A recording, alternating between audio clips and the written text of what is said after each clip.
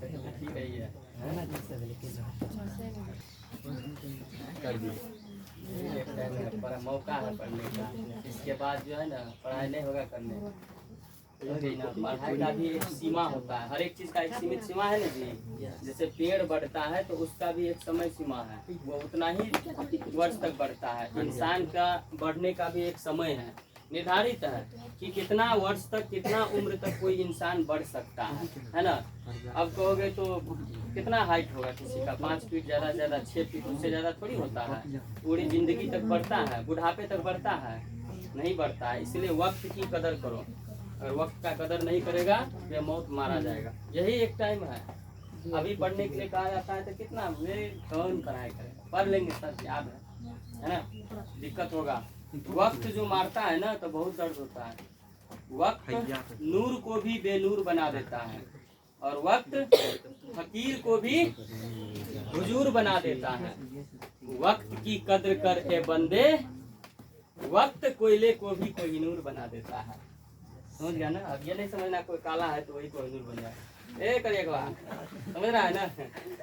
चलो देखो इधर क्या है, नील्स बोर का परमाणविक मॉडल। किसका? नील्स बोर का परमाणविक मॉडल। उन्होंने क्या किया था कि रदरफोर्ड साहब के जो परमाणु के अवगुण थे, दोष थे, उनको दूर करते हुए, देखो यहाँ पर रदरफोर्ड महोदय के परमाणु मॉडल के दोष को दूर करने के लिए सन 1913 ईस्वी में, कितना ईस्वी में? 1913 ईस्वी में डेनिश भौतिक वैज्ञानिक नील्स बोर, किसने? नील्स बोर ने परमाणु की संरचना के बारे में निम्नलिखित अवधारणाएं प्रस्तुत की। वो अपना विचार विमर्श प्रस्तुत किया। जैसे 1 नंबर में देखो, इलेक्ट्रॉन केवल कुछ निश्चित कक्षाओं में ही चक्कर लगा सकते हैं, जिन्हें इलेक्ट्रॉन की विशिष्ट कक्षा कहते हैं। जिन्हें क्या कहते हैं? इलेक्ट्रॉन की विशिष्ट कक्षा कहते हैं। अब पूछ देगा कि कक्षा किसे कहते हैं, तो इलेक्ट्रॉन जिस पथ पर चक्कर लगाता है उसी पथ को क्या कहते हैं? कक्षा कहते हैं। आया समझ में? तो देखो ये जो होता है जहां पर प्लस का साइन है उसको नाभिक कहते हैं। क्या कहते हैं? नाभिक कहते हैं। ये n equal to n1, n equal to 2, n equal to 3, n equal to 4, n equal to 5, ये क्या है? हमारा ऊर्जा स्तर है। क्या है? ऊर्जा स्तर है। मतलब जैसे जैसे देखो, जब ये कक्षा में इलेक्ट्रॉन चक्कर लगाएगा, कक्षा की संख्या बढ़ेगा तो ऊर्जा जो है उसमें से विकिरण नहीं निकलती है इलेक्ट्रॉन में से, है ना। वो इलेक्ट्रॉन अस्थाई बन जाता है। देखो कैसे बनता है वो हम आगे बताते हैं।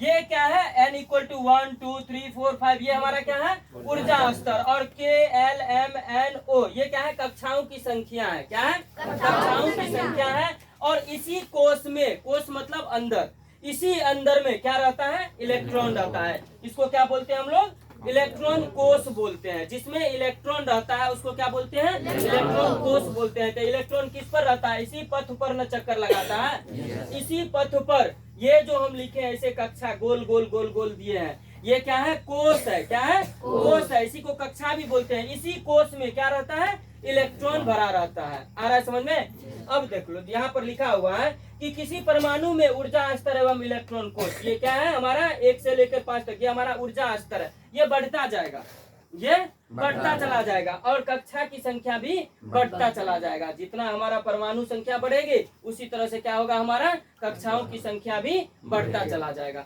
समझ में आ रहा है? चलो नोट कर लो फास्ट में। देखो सेकेंड रूल क्या कह रहा है। उन्होंने जो अपना क्या किया था, मॉडल प्रस्तुत किया था, वो देखो क्या कह रहा है। सेकेंड, जब इलेक्ट्रॉन इस निश्चित कक्षा में चक्कर लगाते हैं तो उनकी ऊर्जा का विकिरण नहीं होता है। ऊर्जा इधर उधर नहीं फैलता है। विकिरण मतलब फैलना। वो उसका ऊर्जा जो है इलेक्ट्रॉन का इधर उधर नहीं फैलता है। अर्थात इलेक्ट्रॉन ऊर्जा नहीं खोता है। इलेक्ट्रॉन जो है अपना पावर नहीं खोता है।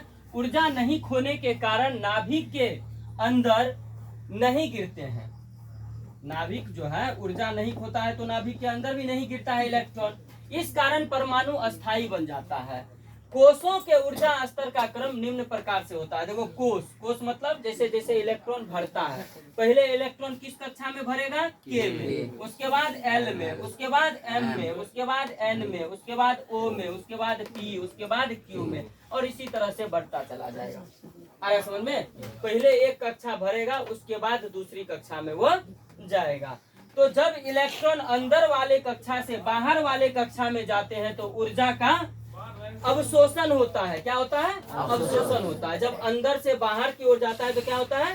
अंदर वाले कक्षा से बाहर वाले कक्षा में जाते हैं तो क्या होता है? ऊर्जा अवशोषित होता है। और जब बाहर वाले कक्षा से अंदर वाले कक्षा में जाता है तो ऊर्जा का उत्सर्जन होता है। क्या होता है? उत्सर्जन मतलब निर्माण होता है।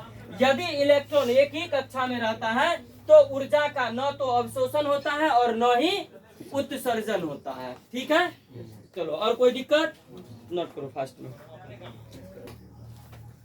देखो इधर, ये क्या है? नाभिक का बाहरी भाग है ना? क्या है?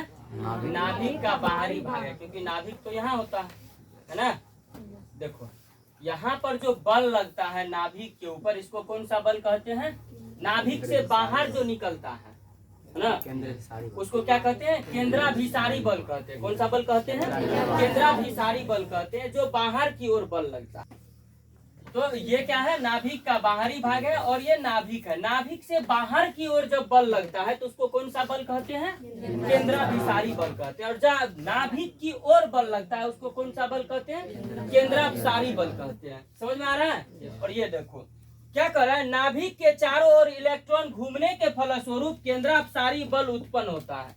नाभिक के चारों ओर जो इलेक्ट्रॉन घूमता है उसके कारण क्या होता है? केंद्राभिसारी बल उत्पन्न होता है, जो इलेक्ट्रॉन को नाभिक से बाहर की ओर ठेलता है, जिसके कारण यह बल इलेक्ट्रॉन पर नाभिक के द्वारा उत्पन्न विद्युत आकर्षण बल को संतुलित करता है। इसके द्वारा नाभिक के चारों ओर जो इलेक्ट्रॉन जो घूमता है उसके द्वारा क्या होता है? केंद्राभिसारी बल जो उत्पन्न होता है ना, तो उसके साथ ही क्या होता है? विद्युत आकर्षण बल को ये संतुलित करता है दोनों। अरे समझ में? इसलिए इलेक्ट्रॉन अपनी कक्षाओं में घूमते रहते हैं। विद्युत आकर्षण बल, मान के चलो कि ये जो कक्षा होता है हमारा, इस कक्षा में जो इलेक्ट्रॉन घूमता है, अगर क्या होगा? विद्युत आकर्षण बल नहीं रहेगा यहाँ पर, तो क्या होगा? ये इलेक्ट्रॉन इस कक्षा से उस कक्षा में चल जाएगा, यहाँ से नीचे आ जाएगा, गिरते रहेगा, नहीं गिरेगा। और इसको क्या होता है? कक्षा से गिरने नहीं देता है ये विद्युत आकर्षण बल, जिसके कारण ये क्या होता है? अपनी ही कक्षाओं में चक्कर लगाते रहते हैं। ये नहीं कि एक कक्षा से दूसरे कक्षा में। अभी मान के चलो कि 10 लाइन लगाएंगे विद्यार्थियों का, और वहां पर हम क्या करेंगे? पीटी कराएंगे, है ना? पीटी जो कराते हैं तो देखा होगा कि स्टूडेंट क्या करता है? ई लाइन से उ लाइन में घुस जाता है, उ लाइन से उस लाइन में घूम जाता है। लेकिन सब लाइन में जो टीचर खड़ा रहता है तो एको को विद्यार्थी हिलेगा नहीं, सही से पीटी करता है ना, इधर से उधर और उधर से उधर नहीं भागता है। देखा है? इसी तरह से यहाँ पर भी क्या होता है कि विद्युत आकर्षण बल जो होता है उत्पन्न होता है, जिसके कारण इलेक्ट्रॉन क्या करता है? अपने ही कक्षा में हमेशा चक्कर लगाते रहता है। समझ में आया? चलो जल्दी से नोट कर लो।